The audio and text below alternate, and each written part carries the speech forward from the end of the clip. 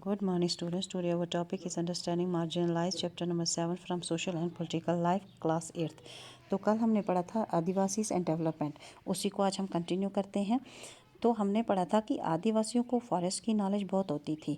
तो आदिवासी के ऊपर ना किसी लार्ज स्टेट का रूल हुआ करता था और ना ही किसी एम्पायर का, बल्कि जो एम्पायर थे वो ज़्यादातर डिपेंड रहा करते थे इन आदिवासियों के ऊपर, क्योंकि जो फॉरेस्ट रिसोर्सेज की जब एम्पायर को ज़रूरत हुआ करती थी तो वो आदिवासी पर डिपेंड रहा करते थे।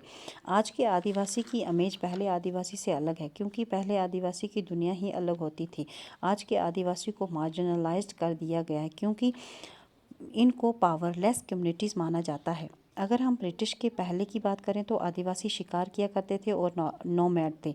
कुछ आदिवासी एक जगह से दूसरी जगह जाया करते थे, शिफ्टिंग कल्टीवेशन करते थे, और कुछ एक जगह पर रहकर कल्टीवेशन किया करते थे। आदिवासी की रहने की बात करें तो वो आज भी वैसे ही हैं। अगर हम पिछले 200 साल की बात करें, आदिवासियों को दूसरी जगह पर धकेला जा रहा है। क्योंकि इकोनॉमिक चेंज और फॉरेस्ट पॉलिसीज़ आ गई हैं, या जो पॉलिटिकल फॉरेस्ट अप्लाई होता है किसी स्टेट पर या प्राइवेट इंडस्ट्री पर, इन वजह से इन आदिवासियों को माइग्रेट किया जा रहा है ताकि ये दूसरी जगह पर जाएं और काम ढूंढें, जैसे कि प्लांटेशन में काम करें, इंडस्ट्रीज में काम करें, या डोमेस्टिक वर्कर्स की तरह काम करें। हिस्ट्री में पहली बार ऐसा हुआ है कि इन आदिवासियों को फॉरेस्ट पर कोई कंट्रोल नहीं है और ना ही इनकी डायरेक्ट पहुंच है, क्योंकि डेवलपमेंट की वजह से इनको वहाँ से माइग्रेट कर दिया गया है।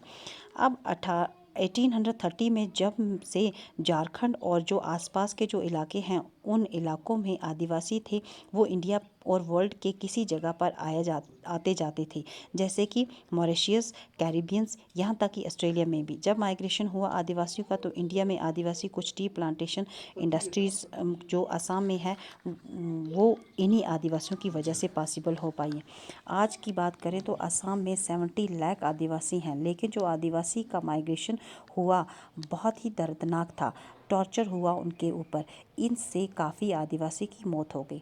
इमारती लकड़ियों को पाने के लिए, एग्रीकल्चर एंड इंडस्ट्रीज़ को सेटअप करने के लिए फॉरेस्ट को क्लियर किया जा चुका है, ताकि वहाँ पर बड़ी बड़ी इंडस्ट्रीज़ को सेटअप किया जा सके। आदिवासी ऐसी जगह पर रहते हैं जहाँ पर मिनरल्स एंड नेचुरल रिसोर्सेज में भरपूर है। यहाँ पर मिनरल्स एंड नेचुरल रिसोर्सेज होने की वजह से यहाँ से आदिवासी को निकाल दिया गया, ताकि वहाँ पर माइनिंग एंड बड़ी इंडस्ट्रीज़ प्रोजेक्ट सेटअप कर पाएँ। और जो पावरफुल ग्रुप हैं उन्होंने आदिवासियों को इन ज़मीन से ज़बरदस्ती निकाला है। ज़्यादातर ज़मीन ज़बरदस्ती छीनी गई है, ना कि कोई प्रोसीजर को फॉलो किया गया है। गवर्नमेंट की फ़िगर्स को देखें तो 50% से ज़्यादा लोगों को ज़मीन छोड़नी पड़ी, ताकि वहाँ पर माइंस एंड माइनिंग प्रोजेक्ट को सेटअप करें। इनमें से सबसे ज़्यादा थे ट्राइबल्स।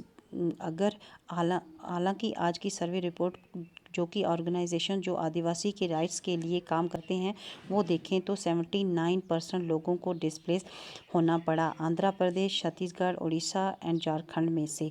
क्योंकि वहाँ पर उनको माइन इंडस्ट्रीज़ लगानी थी। इन आदिवासियों को माइग्रेट करना पड़ा। जो आदिवासी की ज़मीन थी उन पे हंड्रेड्स ऑफ डैम्स बन चुके हैं पानी के, इसलिए उनकी ज़मीन इन डैम्स के अंदर डूब चुकी है। Thank you for watching this video.